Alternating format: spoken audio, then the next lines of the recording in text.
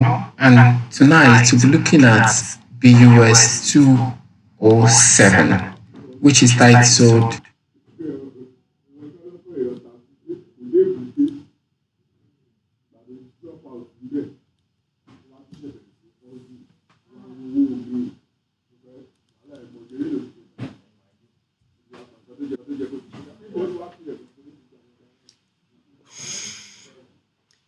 Hello, hello, hello, hello. Okay, I believe that those of us that are meant to be here are already here.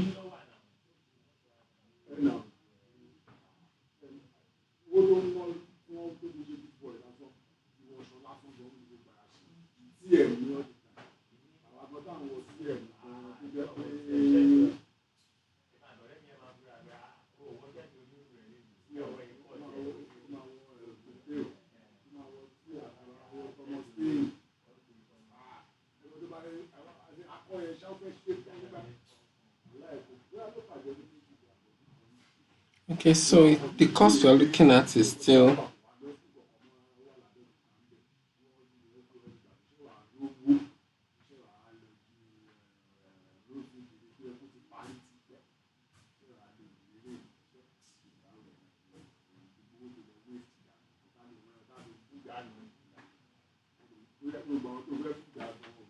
so the course we are looking at is still BUS 207.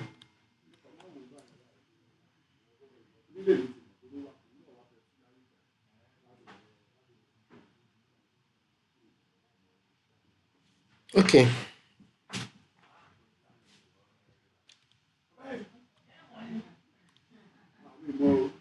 so looking at BUS 207. If you can hear me, just let me know so that I can move on.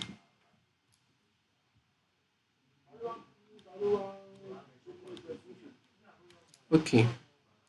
So so far so good. We have been able to have an overview of what the course material is all about.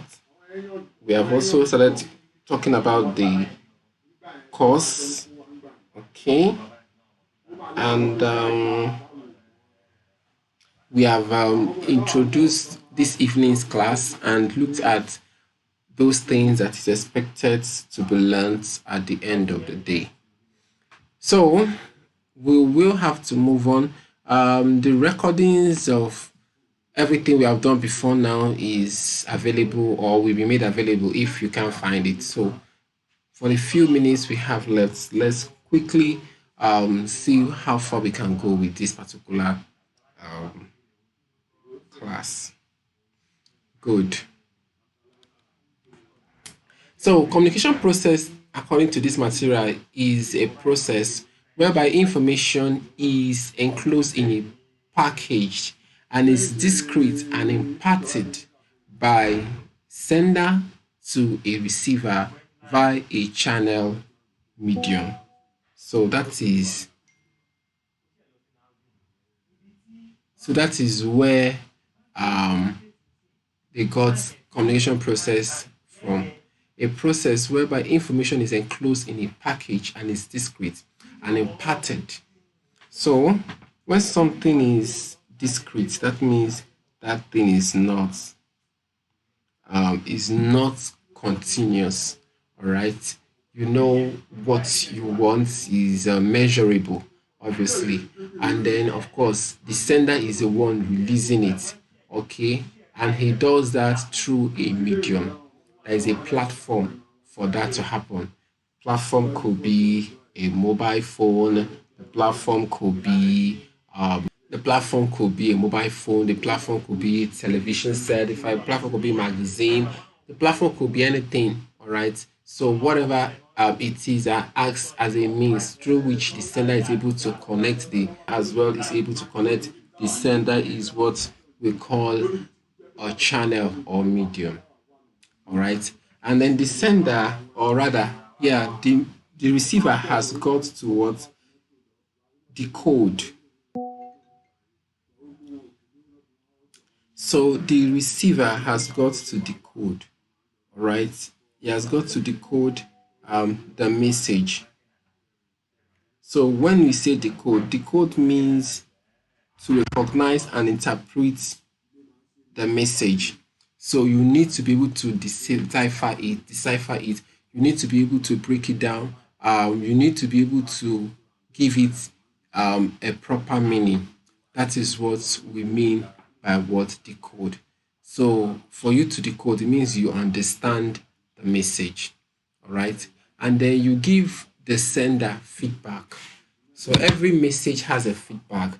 There is something that person is sharing with you, and the person will want to know what's your take at the end of the day.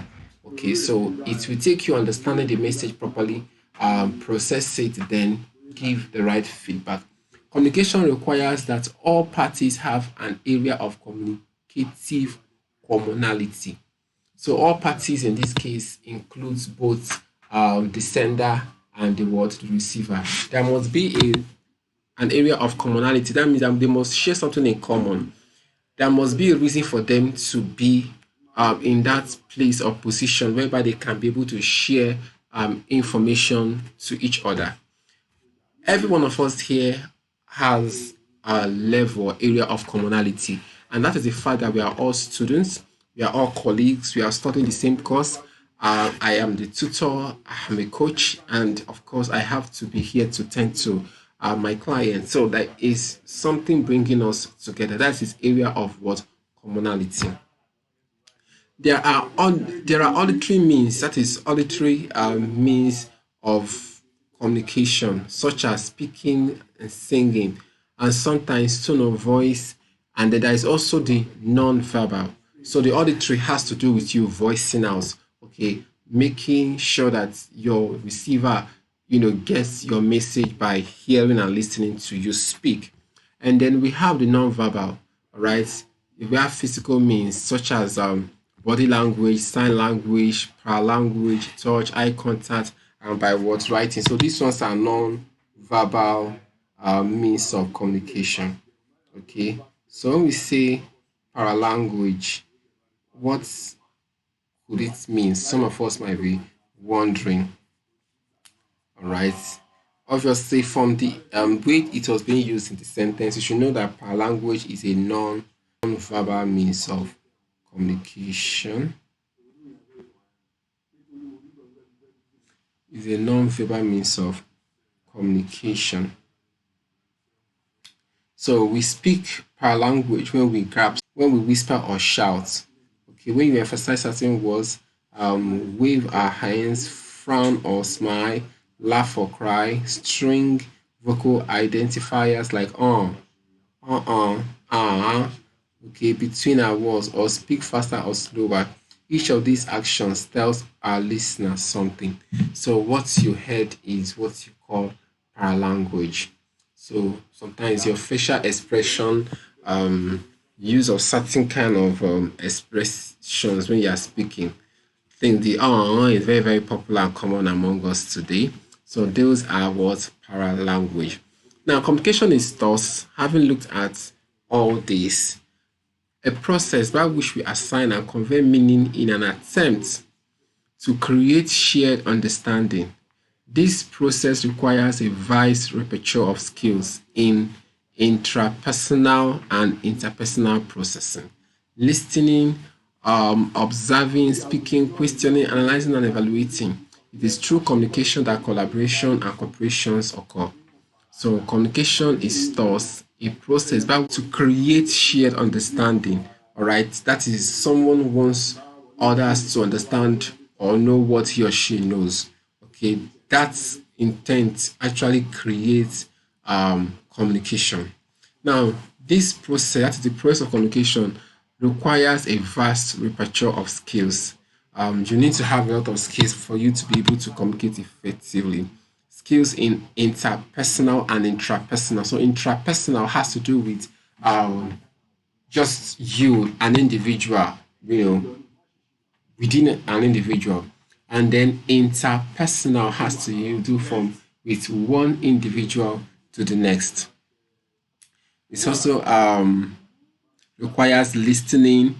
In your first semester 100 level, listening was a major stake when you are doing your GST 101. So listening is part of the essential processes of communication, observing, speaking, questioning, analyzing, and evaluating. It is through communication that collaboration and cooperations occur.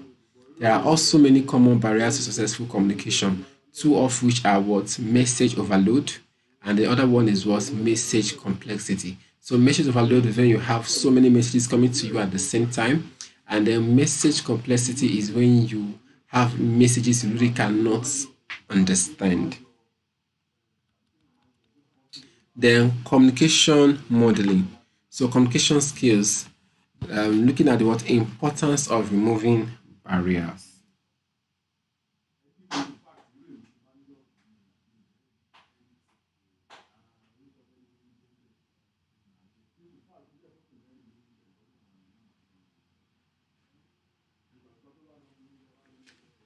Okay.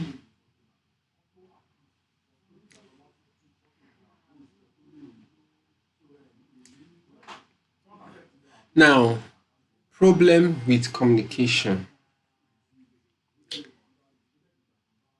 Problem with communication can pop up at every stage of the communication process, which consists of the sender encoding the channel, decoding the receiver, feedback, and the word context. So all these are what um, processes. They said there were problem with communication can pop up at every stage of the communication process. So whether it is at the very beginning, all right, where the sender is trying to pass across the message to the receiver, or when the receiver is trying to what understand it, or it could be the platform itself. Sometimes we might be in the class and network will start acting up. That is what the channel trying to be a barrier to communication. Okay. Then sometimes getting feedback, getting and giving feedback might be a problem. Okay. And then the biggest of them all, the context. The context, that means the message itself might be the source of the problem. So at each stage, there is a potential for what misunderstanding and confusion. That is what happens when you don't take care of what barriers. Misunderstanding and confusion will come in. So there's a diagram here for us. So the diagram.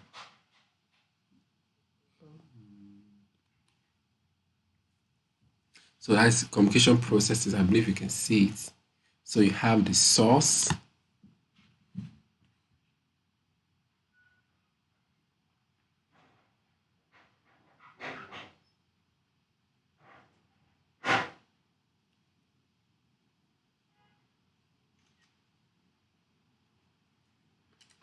So we have the source.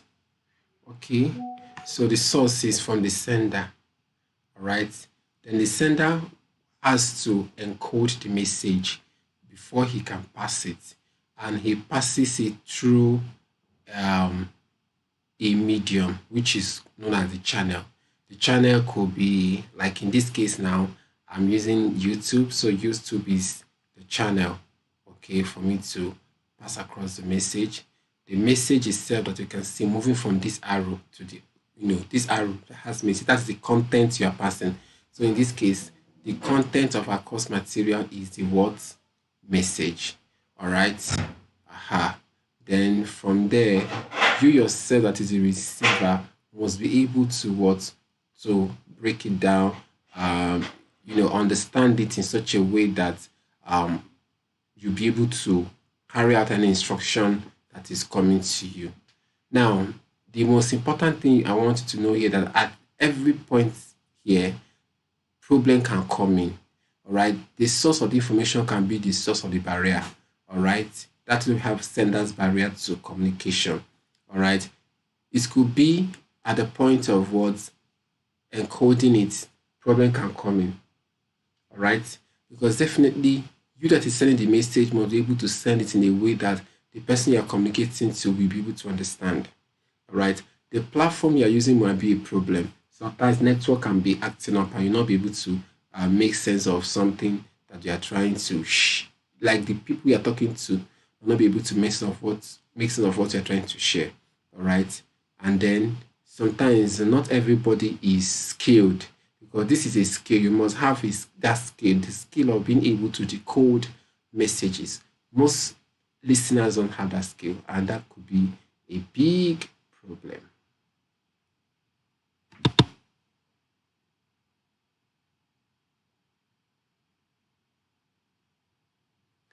Then,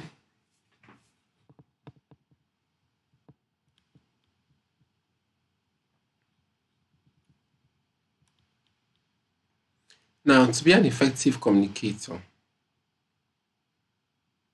and to get your point across without misunderstanding and confusion, your goal should be to lessen the frequency of problems at each stage of the process with clear, concise, accurate, well planned.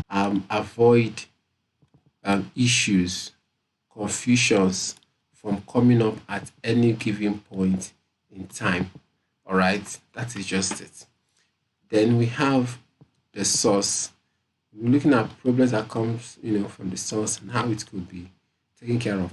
Now, at the source of the message, you need to be clear about why you are communicating. So before I came here to talk to us, I knew what I wanted to do. Okay, so that is what they're saying here. You must know what you are out to do before you step out. Okay, then and well, very very important. You also need to be confident that the information you are communicating is useful and accurate. So that is number one. Number two, the message is the information that you want to communicate. All right, that's the message. You can see in that diagram the arrow that I told us. That's the content you are sharing. Then number three, and when you're sharing a content, be sure that the content you're sharing is suitable. You're sharing to a suitable audience.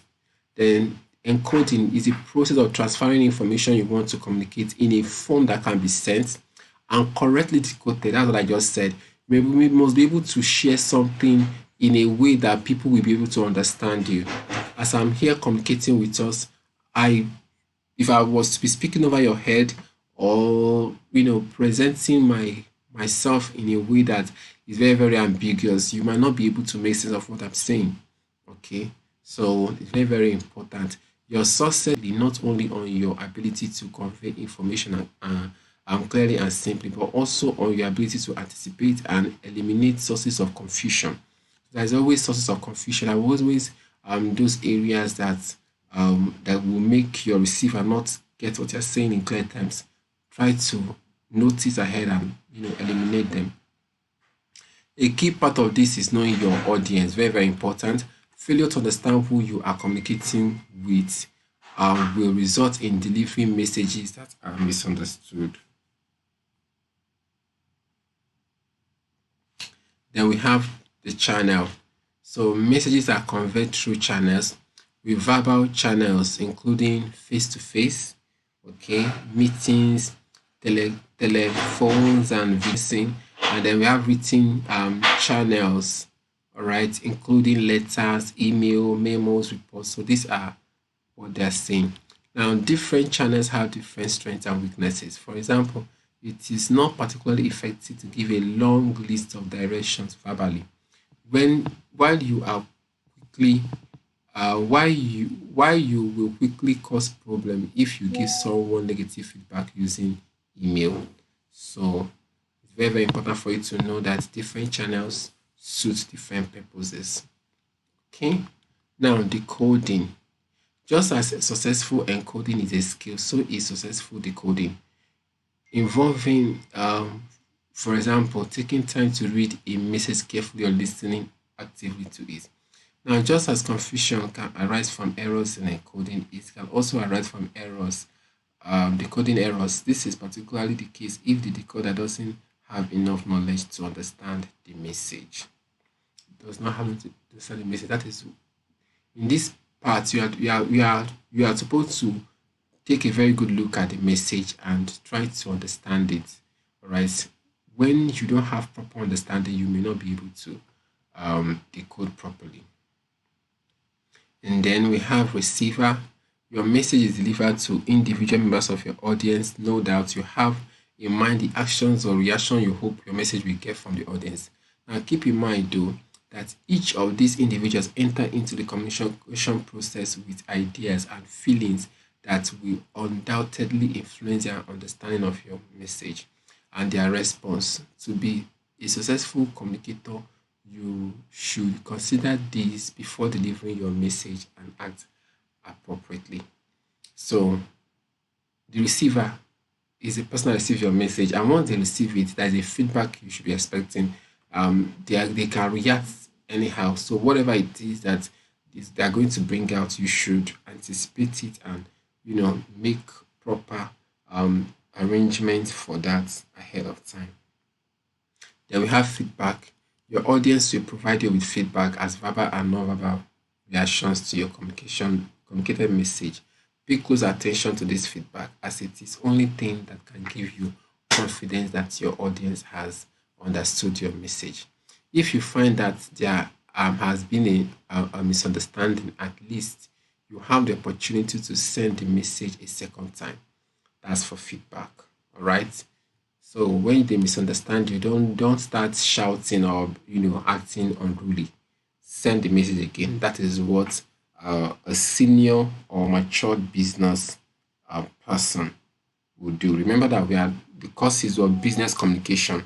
So all these things that we are learning here, you should be looking at how do you apply it in a business environment. Now, the context. Okay, the context. The context is the content you are sharing. Okay, the material itself, the message itself. That is the content. Now, in a simple model, all right, information or content. So, if you don't call it information, you call it content. All right, message in the natural language is sent in some form. So we have different forms already, which we have mentioned, spoken, written, and the likes. So from an emissor, sender, the emissor or the sender is the same thing. Okay, and they are also known as what encoders. So if it's time for your TME, if you see things like this, don't be lost. The emissor, the sender, the encoder means the same thing. The destination, the receiver, the decoder means the same thing. Okay, yes. Now, in a slightly more complex form, a sender and a receiver are linked, okay, reciprocally. Sender is, and the sender and the receiver are linked reciprocally, right? So they kind of balance each other out. That's what they're trying to say here. A particular instance of communication is called a speech act. The sender's personal